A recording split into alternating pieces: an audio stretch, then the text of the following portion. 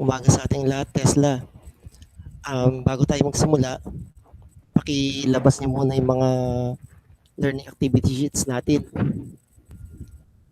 Bigyan ko kayo ng 2 seconds. Okay na? Okay, ngayon sige, Tesla. Bago tayo mag-proceed sa bago nating lesson, magkaroon muna tayo ng konting review sa nakaraan nating lesson. Ano nga ba yung nakaraan nating lesson? Di ba, ito yung tungkol sa mga electrical symbols na na-discuss natin dati.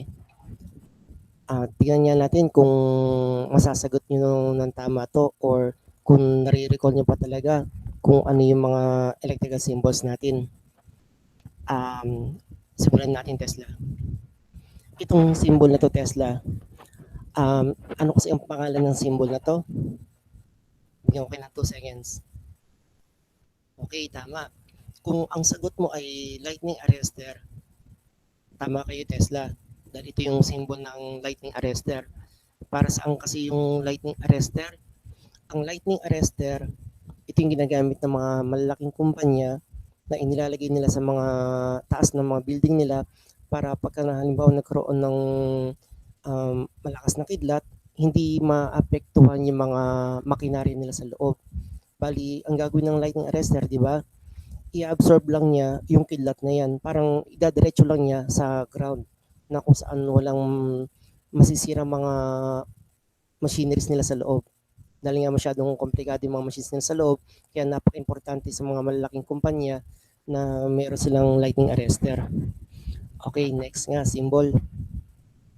Ito, Tesla. Ano kasi ang symbol na to?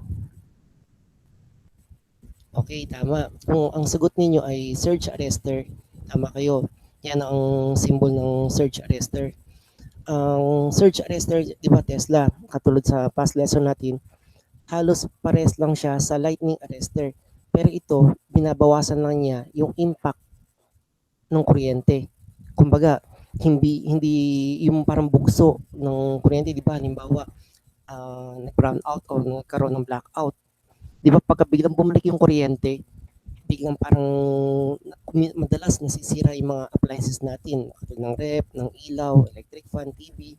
Ayan, ang surge arrester, pinipigilan niya yung bugso ng, yung parang biglang dating ng kuryente. Okay? Naintindihan natin lahat?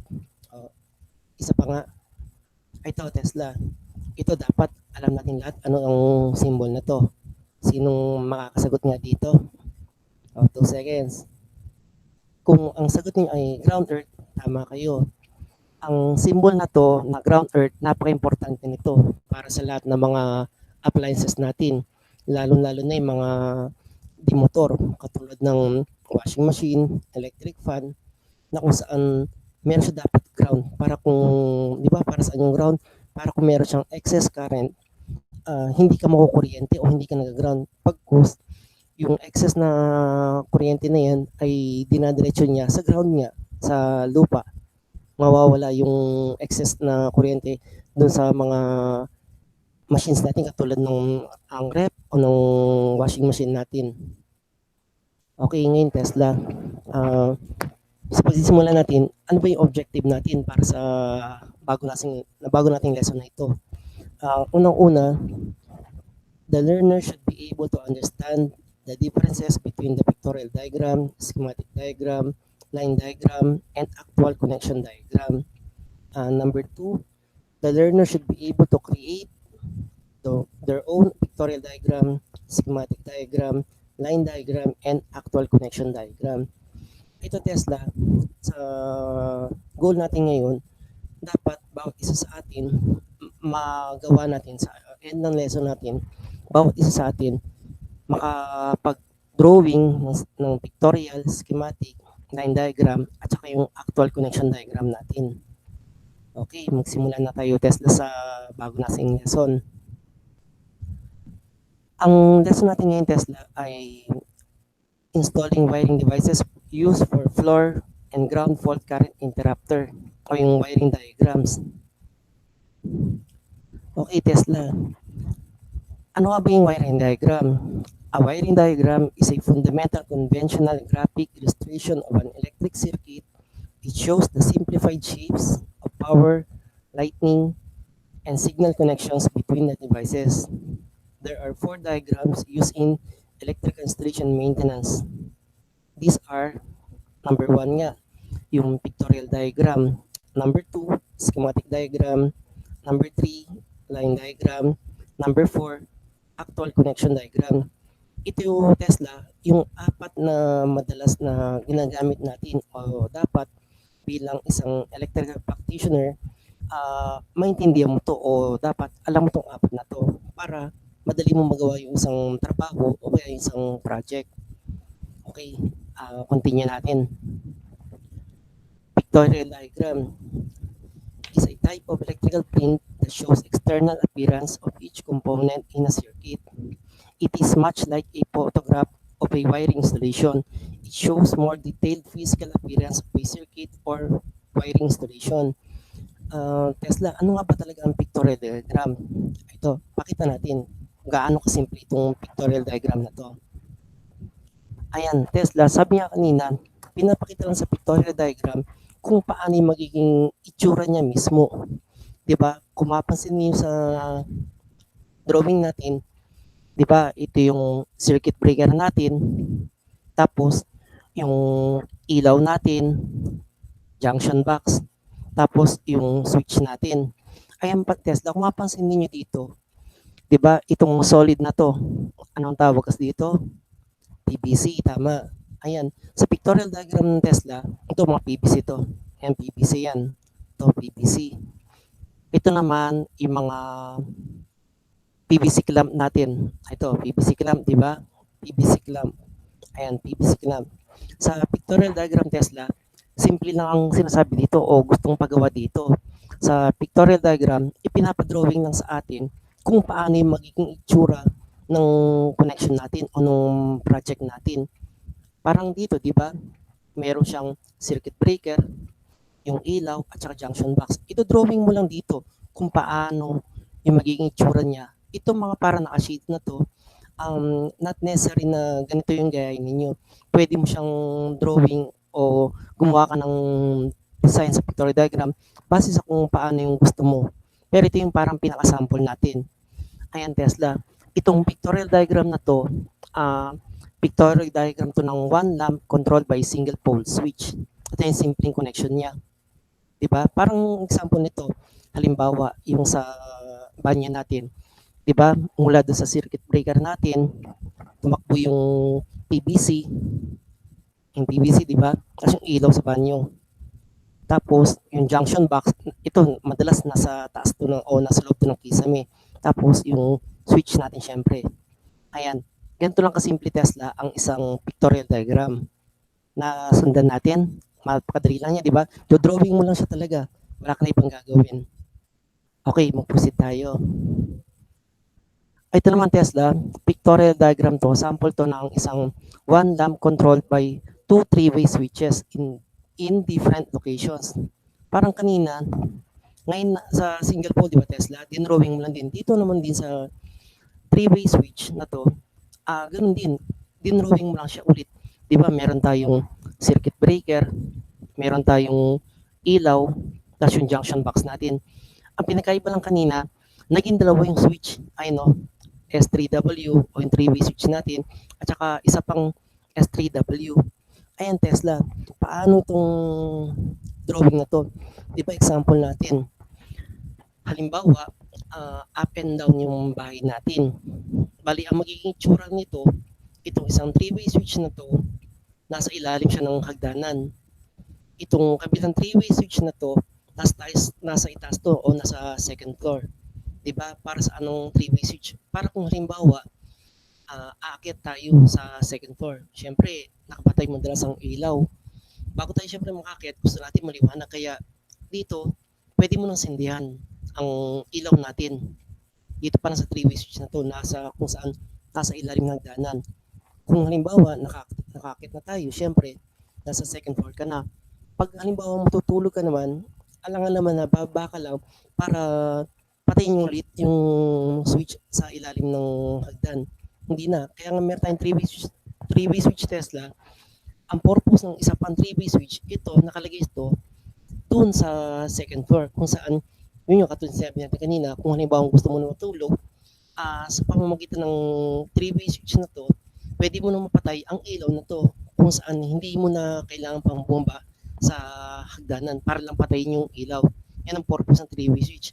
Pwede mo nang sindihan dito, patayin dito, o kaya vice versa, sindihan dito, o kaya patayin dito. Ayun, mamaya Tesla, kung medyo nalilito kayong konti, habang nag-discuss tayo, mas maintindihan nyo kung paano to. Okay, continue natin. Next naman Tesla, yung meron tayong tinatawag na schematic diagram. Schematic diagram is a wiring diagram using standard electrical symbols for wiring devices.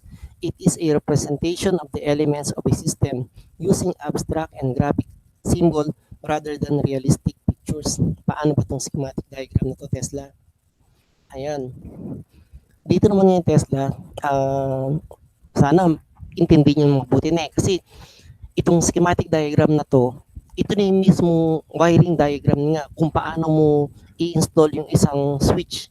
Katulad nito, ang schematic diagram to, one lamp controlled by a single pole switch.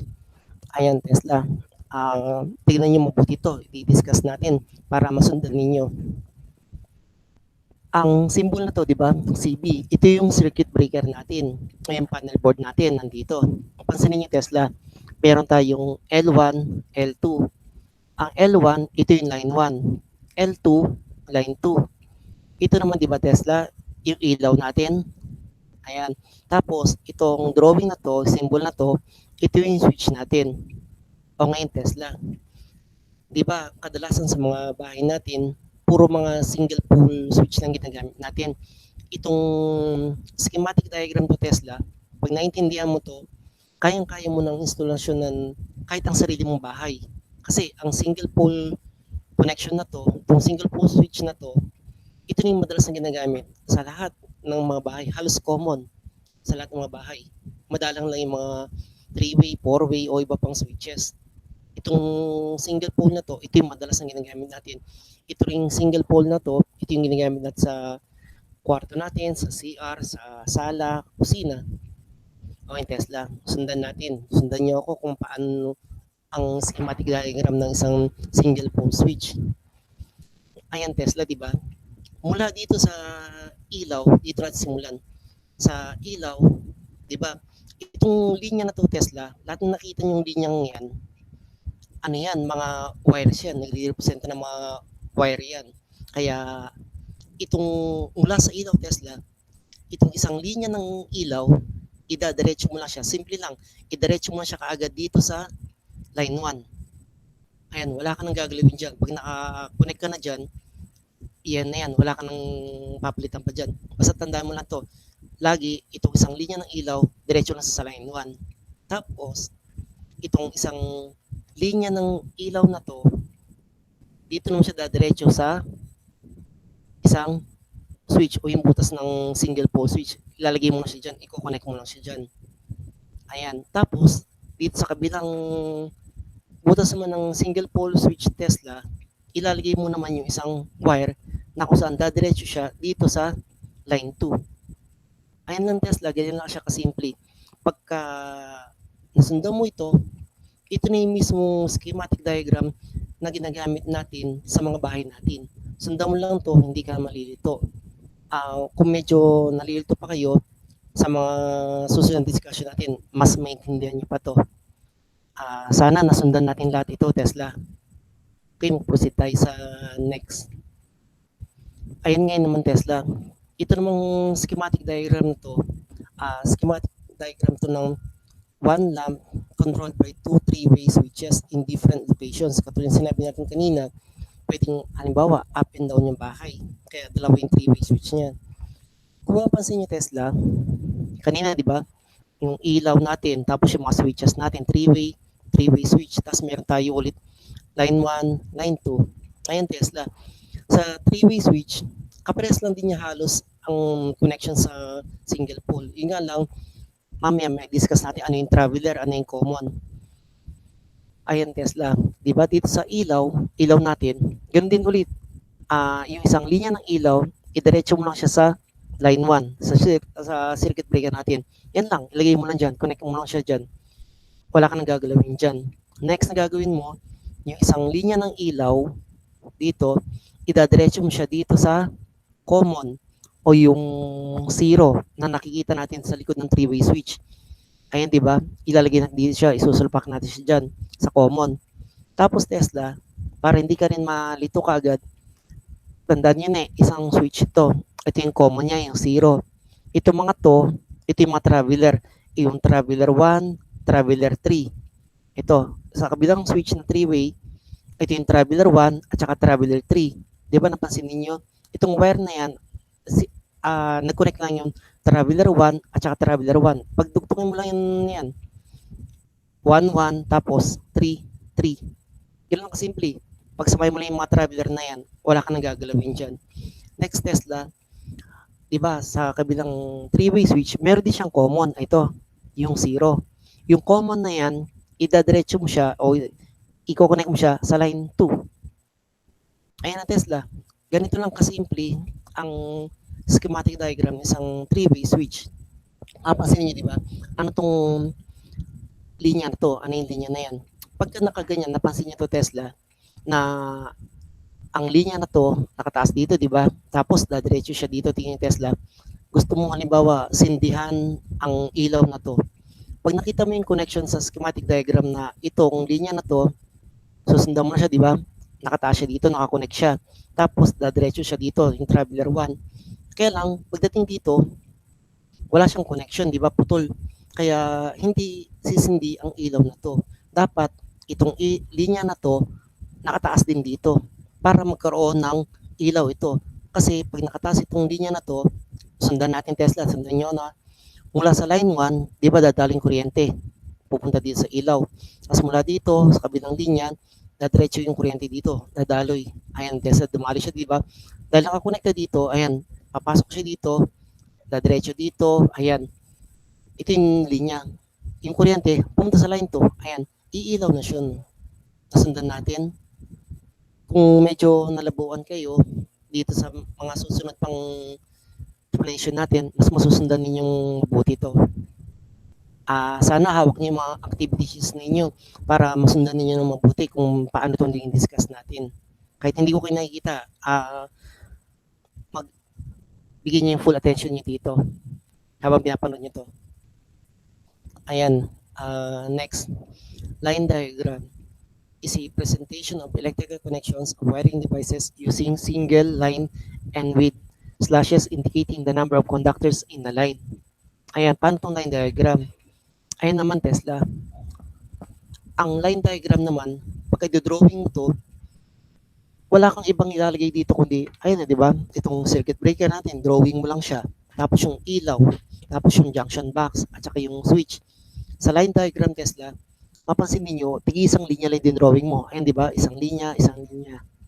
Kaya lang, meron siyang dalawang guhit dito. Oops. Sorry, napindot natin. Ayan. Sa line diagram Tesla, di ba, balikan natin. Meron na tayong isang linya. Tapos isang linya dito. Nasa three-way tayo. Ayan, pasensya niyo, nagkaroon na tayo ng konting technical. Ayan, Tesla. Balikan natin itong single pole. Diba, itong circuit breaker natin, ilaw, at saka itong switch natin. Sa line diagram, pansinin yung Tesla, isang linya lang yung naka-drawing. Ganun din yung drawing sa ilaw, tapos junction box. Mas junction box, isang linya na naman para sa single pole switch. Kaya lang, pansinin yung Tesla, meron siyang dalawang guhit. Ayan, tigda dalawang guhit. Ano yung guhit na yan? Ang dalawang maliit na guhit na yan, nagre-represent siya ng wire. Ibig sabihin, pag nakita ka ng dalawang guhit na yan, ibig sabihin yan, dalawang linya ng wire ang meron dyan. Kumbaga, ito mga solid wire na, solid line na to, ito yung para mga PVC natin o yung mga flexible hose natin na kung saan dapat, pag nakita mo itong dalawang guhit na to, ibig sabihin niya, meron dalawang linya na pumasok. Ganon din dito Tesla, di ba? Sa ilaw natin, meron dalawang guhit. Ayan. Ibig sabihin, dalawang wire yan. Ganon din sa single pole, dalawang wire din yan. Ganyan lang kasimple ang line diagram, Tesla. Ayan, next naman, tingnan nyo to. Line diagram ng isang three-way switch. Kung pansinin nyo, Tesla, di ba sabi natin kanina, meron lang tayong dalawang linya sa nanggagaling sa circuit breaker, yung line 1 at saka yung line 2. Tapos, dito sa ilaw, di ba, dalawang linya lang din. 1, 2. Kaya lang din sa three-way switch, di ba? Dahil sa three-way switch, napansin niyo, tatlo yung linya. Ito, tatlong linya. Bakit tatlong linya? Kasi nga, di ba, Tesla, sa three-way switch, meron tayong common, yung 0, yung traveler 1, traveler 3. Dito rin sa kabilang three-way switch, meron tayong common, yung 0 niya, traveler 1, traveler 3. Kaya tatlo yung linya niya. Nasundan natin, Tesla, kung paano yung line diagram ng three-way switch. Madali lang siya, di ba? Dito sa circuit breaker, dalawang linya yung pumasok sa loob ng junction box. Dito sa ilaw, dalawang linya yung pumasok sa junction box. Sa three-way switch na to, tatlong linya yung pumasok sa junction box. Mula dito sa three-way switch na to, tatlong linya rin ng ilaw ng switch ang pumasok dito. Kaya nagsama-sama na lahat dito. Bali, 2, 4, ilan to, Tesla? 3, 6, 7, 8, 9, 10. 10 wire ang nandito sa loob ng junction box na to, na kung saan katulad ng schematic diagram kanina, pinako-connect lang natin. O, sana natusundan ninyo. Kung medyo nalilito pa rin kayo, ito sa next na discussion o next na slide, mas maintindihan nyo kung paano yung actual connection ng mga to. Ayan, dito ngayon, Tesla, actual connection diagram is a sketch of the actual connections of electrical devices in a circuit or wiring installation. Like a schematic diagram, it also uses electrical symbols, but this is more detailed because it shows the wire terminations and connections. Katulad ng sabi natin kanina, Tesla, sa actual connection diagram, makikita mo na dito kung paano talaga yung wiring connection ng isang sirkito. Ito ngayon, Tesla. Ito na yung actual connection diagram ng isang single pole switch. Ayan. Sana hawak niyo yung mga activities ninyo para masundan niyo mabuti ito. Kahit hindi mo siguro hawak ang activity sheets mo, makinig ka lang mabuti dito. Baka pagtapos ng discussion na to, kaya mo nang mag-install ng single pole switch sa bahay ninyo. And Tesla, simulan natin. 'Di ba? Yung circuit breaker natin, ito. Ito yung parang pinaka-panel board natin. 'Di ba? Sabi kanina, meron tayong dalawang linya, yung line 1 at saka line 2. Tapos sa ilaw natin, meron din dalawang linya. Sa single pole switch natin, meron din dalawang linya. O ngayon, Tesla, tingnan niyo yung actual connection kung gaano kasimple. 'Di ba? Mula sa circuit breaker natin, yung line 1, sundan niyo lang ako para makabisado niyo. Mula sa circuit breaker, 'di ba? Kukuha tayo ng isang linya o yung line 1. Itong line 1 na to, idadiretso mo lang siya o i-connect mo lang doon sa isang linya ng ilaw. Pag na-connect mo na itong dalawa, ay na-twist mo siya dito, 'di ba, Tesla? Okay na 'yan. Wala kang gagalawin diyan. Next naman na gagawin mo nun, pumunta ka dito sa isang linya ng ilaw kung saan hanapin mo lang yung isang wire ng switch na to ng single pole at ipag-connect mo lang siya dito. Ayan. Pag napag-connect mo na siya dyan, okay na yan. Wala kang ulit gagawin. Next na hahanapin mo, Tesla, yung kabilang butas ng single pole switch natin. Ayan. Lagyan mo lang yung wire dito, ipasok mo lang, tapos i-connect mo lang siya dito sa line 2. Ayan, Tesla. Ganyan lang kasimple ang isang single pole connection natin. Itong single pole connection natin ngayon, Tesla, ito na yung mga connection na nakikita mo na ginagamit sa banyo, kwarto, kusina, sala, o sa garahe natin. Kahit tignan ninyo, kung observe ninyo, ang banyo ninyo, tignan nyo yung switch kung saan nakalagay. O kaya yung kusina ninyo, sa sala, pansinin niyo yung switch. Kahit nakapasok yan sa pader, sa kisame, sundan mo lang ito, Tesla, itong actual connection diagram na to. Tapos tignan mo kung nasaan yung ilaw mo at saka yung junction box. Kahit ikaw mag-isa, kaya mo nang gawin to. Diba? Napakasimple lang niya. Kung susundan mo lang mula sa line 1 diretso sa isang linya ng ilaw. Sa isang linya ng ilaw, diretso sa switch. Isang linya ng switch, dadiretso sa line 2. Ay ito na Tesla, ang single pole connection natin. Napakasimple lang, di ba? Mula sa kanina, malinis natin, schematic, line diagram, dati yan. Kung masundan mo to Tesla, wala kang gagalawin. Basta importante Tesla, kung gusto mong i-try to, basta siguro di mo na susundan mo, ito mismo, wala kang babaguhin. Huwag may pagdidikit yung mga wire na to. Lalo itong line 1 at saka line 2. Siyempre, pag ipinagdikit mo to, alam mo na mangyayari. Magkakaroon ng short circuit. Di ba? Kaya huwag mong pagdidikit. O kung hindi ka pa masyado piyasa, sundan mo lang itong diagram na to. Hindi ka na magkakamali, sigurado ako. Ilaw yung gusto mong lagyan na yan. Hindi masisira. Huwag ka matakot na makukuryente ka o sasabugin. Hindi. Basta siguro di mo lang na masusundan mo ng tama itong wiring diagram na to. Pero syempre Tesla, tandaan ninyo, bago kayo mag-wiring, mag-instalasyon, siguro di mo na naka-suit ka ng proper PPE. Tandaan nyo palagi sa wiring, dapat palagi tayong safety first muna. Huwag kang basta-basta magtatrabaho ng bara-bara lang. Kumbaga, intindi mo palagi, isipin mo palagi, safety first. Magsuot ka ng gloves o ng safety shoes. Huwag kang mag-wiring ng nakachinelas lang. Tandaan ninyo kasi pwede ka mag-ground. Okay, sana nasundan natin itong single pole connection na to. Next. Ito Tesla. Ngayon naman, ito yung actual connection diagram ng isang three-way switch. Di ba? Tingnan ninyo. Itong isang ilaw, kontrolado siya ng dalawang three-way switch. Di ba? Isang three-way switch, isang three-way switch. Ay, tingnan yung Tesla. Sundan ninyo ako kung gaano kadali itong pag-connect ng isang three-way switch. Ayan Tesla, di ba? Katulad ng single pole kanina, itong isang linya ng ilaw na to, ganoon ulit Tesla. Hanapin mo lang yan, itong isang linya ng ilaw, i-connect mo lang siya dito sa line 1. Palaging ganun Tesla, isang linya ng ilaw sa line 1. Pag na-connect mo na yan dyan, wala ka nang gagawin, hayaan mo na yan. Lagyan mo na, pag na-twist mo na to, lagyan mo na siyang tape, okay na yan, wala ka nang gagalawin dyan. Next Tesla. Itong isang linya ng ilaw na to, i-connect mo naman siya dito sa common ng three-way switch o yung zero dito. Pag naka-connect mo na itong dalawang to, di ba, ito Tesla, isang linya ng ilaw, i-connect mo siya sa common ng three-way switch na to, okay na yan. Pag na-twist mo na to dito Tesla, wala ka nang gagalawin dyan. Pwede mo nang i-tape yan. Tapos to Tesla, para hindi ka masyado malito or mabawasan yung mga wires na nakalabas dito, ito lang kasimpleng gawin mo.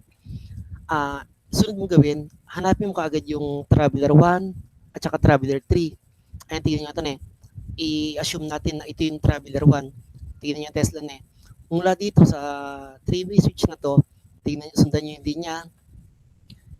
Itong i-consider natin ito yung Traveler 1. Mula dito, sundan yung linya. Ayan kinonect lang niya dito.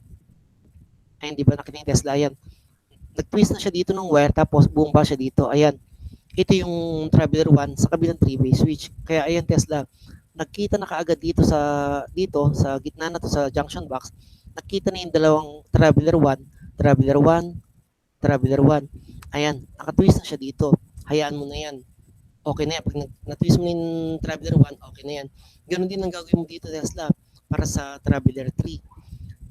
Hanapin mo lang yan. Hindi niya yan. I-twist mo siya dito. Hanapin mo yung kabilang Traveler 3. Ayan. Pag napag-twist mo na siya dito, nakaka-twist na yung Traveler 1 at saka Traveler 3, okay na yan. Wala ka nang gagalawin dyan. Hindi mo na kailangan ipag-twist pa yung iba-ibang wire. Basta napag-connect mo na yung Traveler 1, 1, 1, 3, 3, okay na yan. Ayun ngayon Tesla, diba sa kabilang three-way switch, meron pa tayong common. Ayan yung zero. Itong common na to, itong zero na to, ang hanapin mo naman dito, yung line 2. Ayan.